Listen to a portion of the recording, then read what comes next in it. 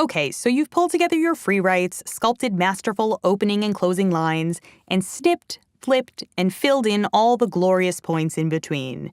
You are staring at a page and a half's worth of blood, sweat, and tears in the form of a personal essay, but you're not sure you're 100% totally want to be with you forever in love with what you've created.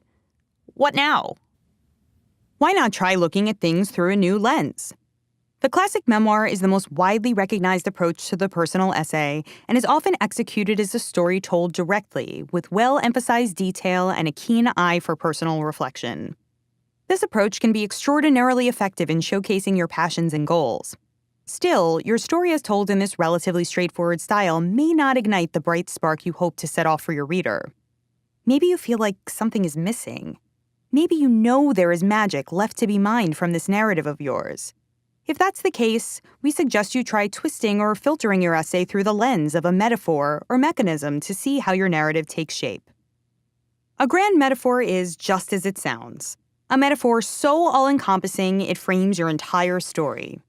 Filtering your story through a metaphor can unify disparate elements of your life and experiences. What are the commonalities between your various hobbies, strengths, or accomplishments? Is there a discernible theme and a creative way to describe that overlap? Maybe everything from the books you read to your obsession with the long-standing enigmas of science are all indicative of your love of a good mystery. A grand metaphor is also useful when you're attempting to put a new twist on a well-worn subject. For example, can you reveal the unexpected value your short stature has had on your life by discussing the impact other small things have had on you in the world? If you do decide to apply a grand metaphor to your essay, make sure your comparison holds up to a basic logic test. Do you really embody the characteristics of a tissue box? Is life really like a chocolate croissant? If your metaphor isn't excellently crafted, don't use it. And no matter what comparisons you use, admissions officers should still get a window into the real you.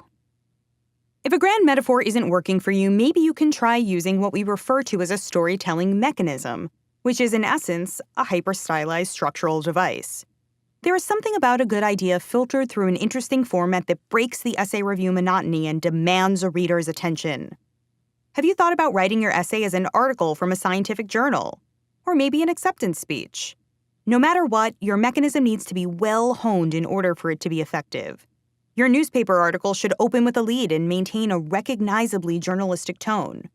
The dialogue of your very short play should sound like believable conversation and maintain a consistent format. So what if it's gimmicky?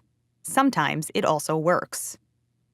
If you are staring at your essay, tearing out your hair because you don't like the look of it through any of these lenses, stop. We like your hair.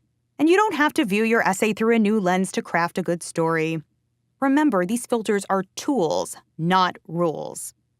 A memoir-style narrative can initially be dismissed by applicants who think they have to come up with some complex comparison or strange device to capture the attention of admissions. But remember, a straightforward narrative leaves plenty of room for variation and creativity, and some of the best admissions essays are the ones that keep things simple and true.